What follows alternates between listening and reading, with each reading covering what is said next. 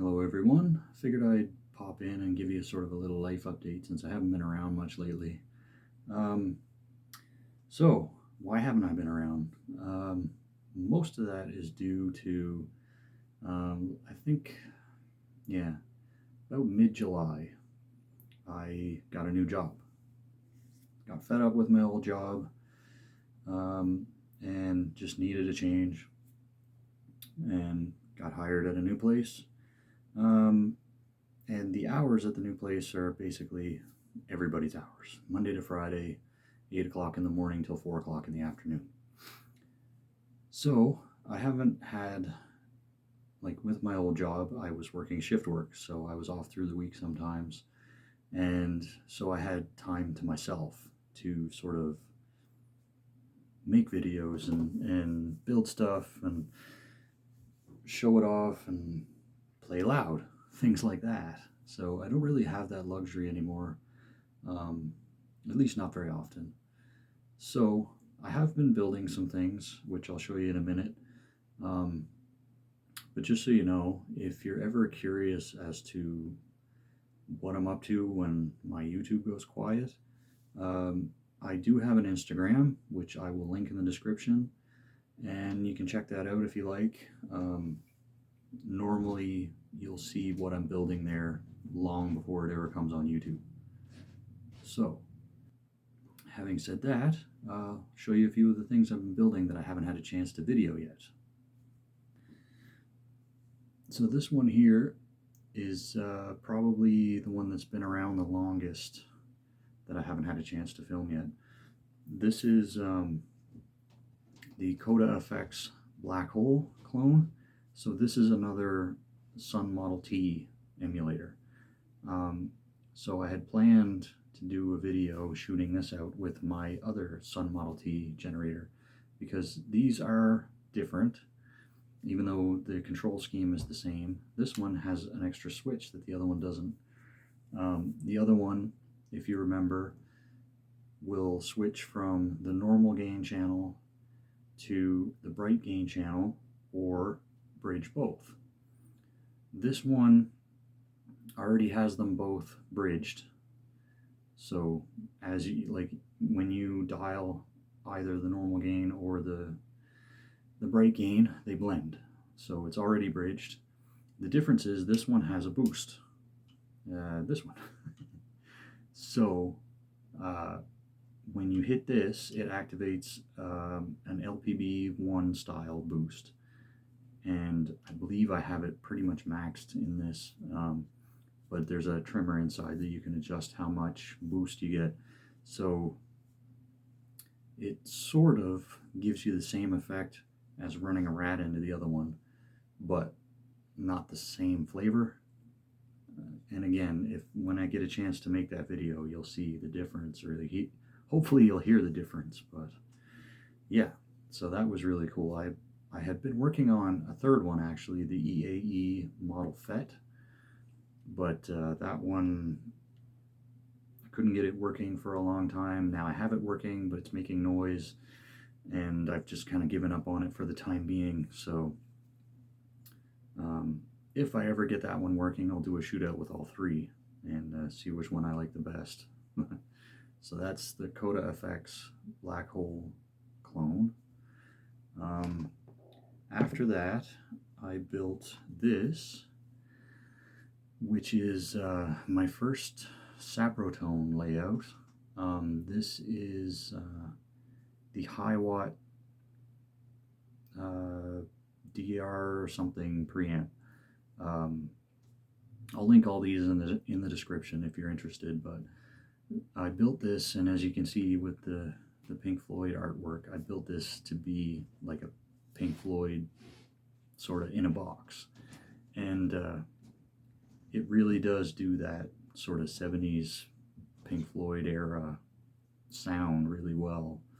But I've also found that it gives you a pretty good sort of classic rock sound in general. So like I was playing Blue Oyster Cult riffs on it and it sounded great.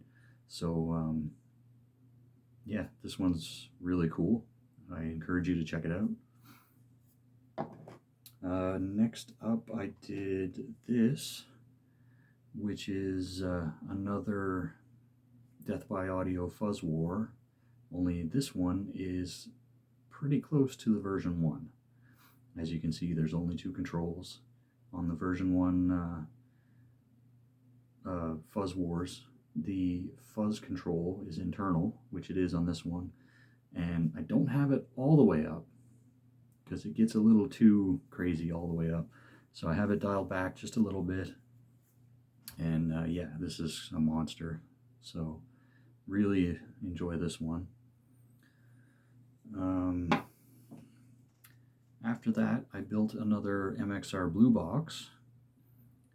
This one, as you can see, is modified as per the layout, which will be in the description again.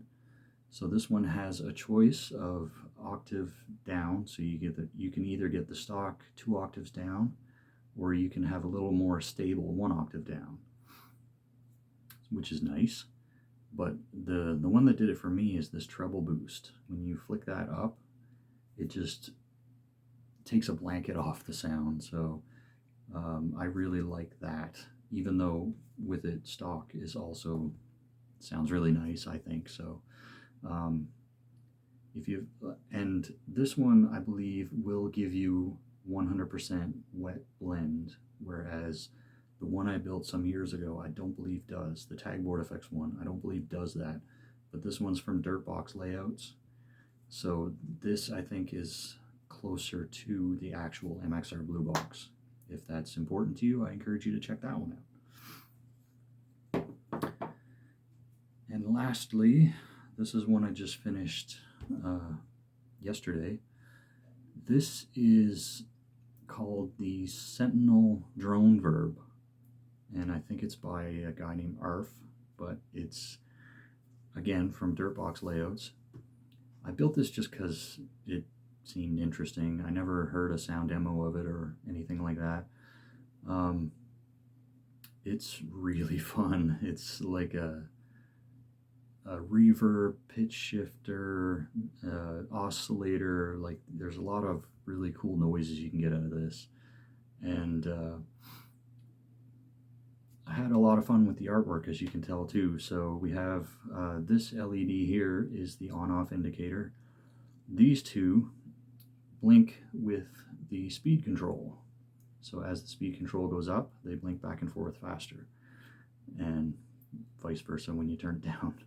So the actual layout calls for a bicolor LED with a common cathode. The only bicolor LEDs I have are 2-leg, not 3-leg, so I couldn't use those for this. But I found out that you can use just 2 LEDs and tie their cathodes together, and it gives you the same effect, only the LEDs will blink back and forth, whereas if you had a bicolor LED, it would shift from one color to the other. So I decided to make this label just because I saw the LEDs blinking back and forth. One of my better label ideas, I think, but this is really fun. So if you're into noise or any kind of weird sounds, definitely check this one out. So yeah, that's basically what I've been up to.